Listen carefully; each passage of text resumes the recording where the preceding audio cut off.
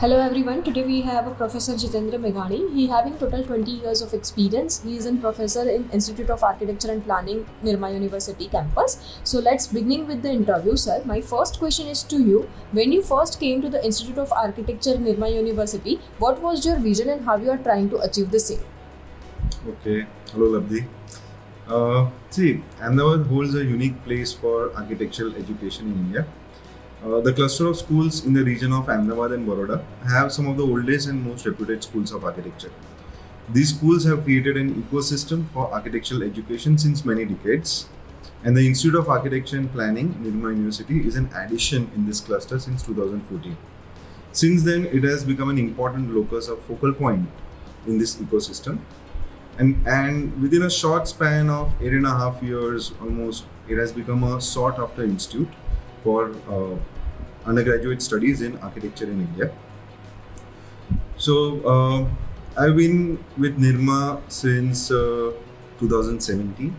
I joined this place as I wanted to become a part of this academic culture with focuses on architectural research, critical and creative teaching learning processes, and a concern for the future of Indian towns and cities. Since then, I have particularly become more conscious and aware of the responsibilities of teaching professionals, particularly with regard to research inputs and activities that architectural schools and professionals need to undertake. Some faculties have completed their doctoral studies, while others are pursuing their PhDs over here, and everybody is actively engaged in research activities like making presentations at scholarly conferences, paper publications, writing books, undertaking research projects, etc. So when you are a part of such a group, one feels motivated and inspired by people around you. And being at Nirma University has helped me boost my research performance. So I think that is why I joined this place in the first place. Oh, great vision, sir, you have. So my second question is to you, sir. Being a professor of the Institute of Architecture Nirma University campus, how do you trying to bring the practical approach toward the subject and make it industry oriented? Okay, so this is a very important aspect. Architectural education predominantly does lead to practice in the field. There are many avenues open for students, many fields they can specialize in after graduation. And in most of the fields, as with the core practice of architecture, students have to allow practical aspects of the field to influence them and change their thought processes.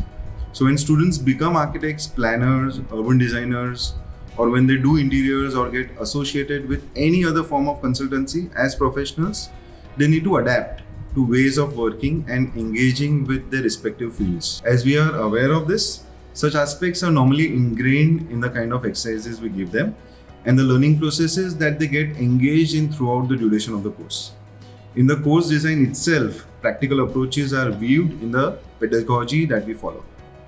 So for example, students are exposed to subjects like professional practice, construction management, real estate, which help them understand regulations, bylaws, and other such aspects of practice. Then activities like visit to construction sites, hands-on, on-site work with materials, doing research for a project, etc. also help them to understand how work happens on site. And mainly, design of the core subjects, say for example the design studio, is also done in such a way that they can explore designing. They have to be creative in their approaches, but at the same time, their designs also need to work practically. Aspects like, site restrictions, requirement of people, construction systems, how materials behave, also need to be thought in their designs. Over here, one important part of their education is the semester-long training program that they have. So here students get exposed to how consultancy firms and studios operate. Office training, so we call it office training. Office training is kept in the 7th semester, and students get to spend 3 semesters at the institutes after they complete office training. So during this semester, they get an opportunity to witness how actual offices and firms operate. What are the stages and the processes of an actual project, right from the client meeting to the developing of designs in the offices, to making drawings and models for on-site construction. They experience the pressures of delivering work on time in the offices, of on-site visits and issues of site, and many other aspects that actual on-field architectural practice deals with. So because the office training is in the 7th semester, they get an opportunity to incorporate those learnings for 3 more semesters. So this is an important decision that the institute has taken. Okay, great, sir. There is another important practice that we have, and that is the involvement of visiting faculty from the field in the classroom and the studios. So we invite and involve practicing senior architects, planners and urban designers to become a part of the day-to-day teaching, especially in the core subject of the design studios. So these experts bring with them a unique perspective of the field, and because of this we are able to blend creative, theoretical and practical aspects of architecture in our teaching learning processes. Okay, great, sir. So my last question is to you, sir. Do you have any extracurriculum activities, programs to enhance the skills of the student or expose them the real world challenges? Yeah. So students through their college time are involved in many extracurricular activities. The main event that they organize is the annual festival called Kalp. So they are very enthusiastic about this. In this festival, they have workshops, lectures, and other cultural events. At the university level too, we have annual sports and cultural events in which everybody participates. So here I would like to particularly talk about our extension activities, that is the social work and the NSS program that the students get involved in.